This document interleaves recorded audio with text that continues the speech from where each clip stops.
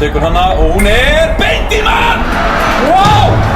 Því líka uppsetta hjá Oliver hana beint upp í samskeytin og ég set stór spurningamerki við markvörðun hana.